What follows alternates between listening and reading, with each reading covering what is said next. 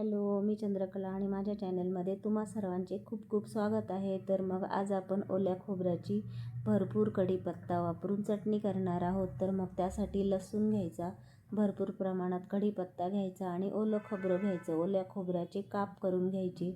कढीपत्ता पॅनमध्ये चांगला कडक करून घ्यायचा, अगदी खणखण आवाज येऊपर्यंत कडक करून घ्यायचा. त्याच पॅनमध्ये खोबऱ्याचे तुकडे, लसूणची पाकळी आणि 1 चमचा जिरे घालून चांगलं ब्राऊन कलर येऊपर्यंत परतून घ्यायचं.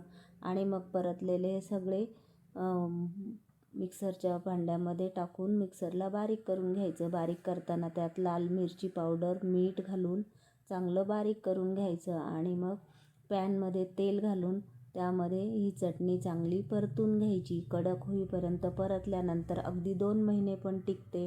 प्रवासात न्या, घरी खा, खूप छान होते चटणी. तुम्ही पण बनवा अशी चटणी. आणि व्हिडिओ आवडला असेल तर लाईक करा, शेअर करा, सबस्क्राईब करा आणि कमेंट करा. धन्यवाद.